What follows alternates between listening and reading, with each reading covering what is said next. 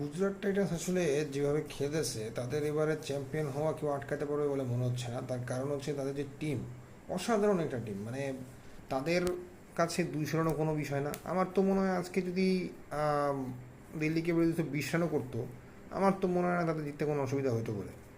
তারা 200 রান যেভাবে চেস করলো অনায়াসে, মানে কোনো উইকেটই পড়লো না, অসাধারণ একটা খেলা খেলছে।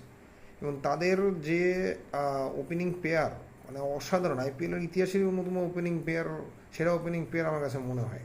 কারণ হচ্ছে এরকম এত মাখনের মতো জুটি আমরা খুব কম দেখি কিন্তু আসলে আইপিএলের মতো টুর্নামেন্ট বা অন্যান্য যে সমস্ত মানে টি-20 টুর্নামেন্ট হয় বিশ্বজুড়ে, আম, এরকম জুটিকে আসলে খুব কম দেখা যায়। কিন্তু সাই সুদর্শন আর শুভমান গিলের যে জুটি, অসাধারণ জুটি। মানে একেবারে তারা যেভাবে শুরু থেকে শুরু করে শেষ পর্যন্ত একেবারে যেভাবে ধরে খেলেন এবং যখন যে বল যেভাবে খেলা দরকার সেভাবে মেরিট বুঝে খেলেন, এটা আসলে অনেক কিছু শিক্ষণীয় ব্যাপার আছে অনেক দলের জন্য, বা অনেক প্লেয়ারের জন্য, আমাদের দেশের প্লেয়ারদের জন্যও আছে। কারণ তারা হচ্ছে আসলে আম, এখানে এই কথাটা এই জন্যই বললাম, কারণ তারা হচ্ছে বড় দলের বিপক্ষে আসলে ভালো খেলতে পারেন না, এটা আমাদের বহুদিনের অভিযোগ।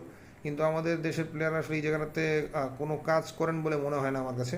এটা অনেকে রাগ করতে পারেন শুনলে, কিন্তু আমাদের দেশের প্লেয়ারদের কোনো ইম্প্রুভমেন্ট আমি টু বি অনেস্ট দেখি না। গত ম্যাচটা ইউএর সাথে জিতেছে তারা, ঠিক আছে, কিন্তু ইউএর সাথে জেতা মানেই সব কিছু আসলে অর্জন করে ফেলা নয়, এটা আমরা সকলেই মনে করি।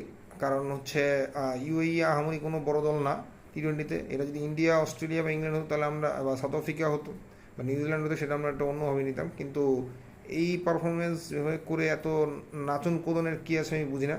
অনেক বাংলাদেশি সমর্থক আসলে নাচন কোদন এখানে শুরু করেছে তারা। যাই হোক, ছিলাম হচ্ছে যেখানে, সেখানে আসি। সেটা হচ্ছে যে দিল্লি ক্যাপিটালস আসলে ভালোই খেলেছিল, কিন্তু কথা হচ্ছে যে, এবং কেএল রাহুল সেঞ্চুরি করেছেন তাদের ক্যাপ্টেন। মুস্তাফিজুর রহমান আজকে ভালো বল করেছে বলা যায়, কারণ 3 ওভারে 24 রান, এত যেখানে অন্যান্য বোলার মার খাচ্ছিলেন সেখানে উনি ভালো বল করেছেন। আশা করব গুজরাট টাইটান্স আরও ভালো খেলবে সামনে, এবং হয়তো তারাই হতে চলেছে এবারের আইপিএলের চ্যাম্পিয়ন খুব সম্ভবত, যদি খুব বেশি কোনো সমস্যা না হয়।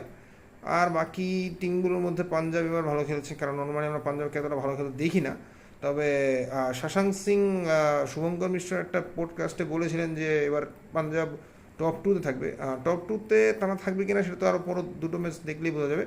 আপাতত তারা 3 নম্বর পজিশনে আছে, লেটস সি তারা সেটা করতে পারে কিনা।